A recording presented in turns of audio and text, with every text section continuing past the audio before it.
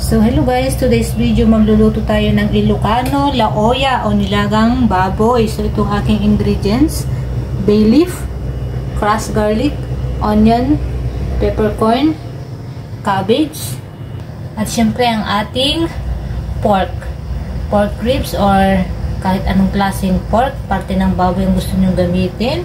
And guys, so pinakulo ko muna siya kanina, blinans ko para matanggal yung lansa. Saka ko siya hinugasan and then ipapakulo ulit natin.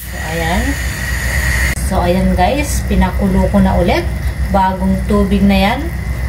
So start cooking na tayo. So ayan guys, habang kumukulo na ang ating karne, ayan, pwede kayong gumamit ng iba't ibang klase ng karne guys, ayon sa inyong kagustuhan. So ayan, nilalagay na natin ang ating bawang. Ayan, in-scratch ko lang siya. Siyempre, onion, ang sibuyas, bay leaf, at ang ating peppercorn. Ayan, pwede kayong magdagdag kung gusto niyo ng mas malasa. So ayan guys.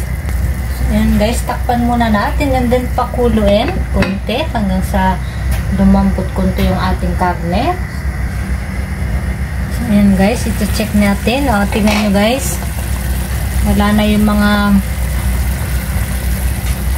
tumulutang na mga puti dahil blinans natin siya kanina. Yan ang purpose niyan, para matanggal yung lansa ng ating meat. So ayan, habang kumukulo guys, pakuluan lang natin siya hanggang sa lumambot ang ating karne. Ayan. So habang pinapakuluan natin ang ating meat, ito, tips muna, ibabad natin ang ating cabbage dito sa tubig na may salt para matanggal yung mga pesticide na ginamit nila sa pag-spray o para mas magiging fresh at crunchy ang ating cabbage.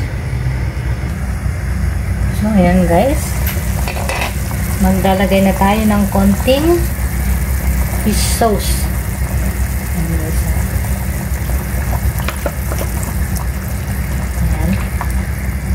And then iboboil lang natin siya guys hanggang sa lumambot ang ating meat.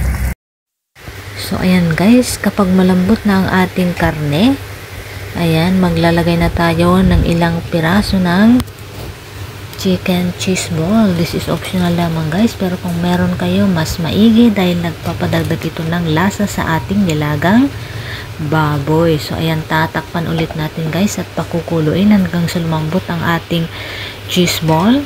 Saka tayo maglalagay ng konting salt. Ayan guys,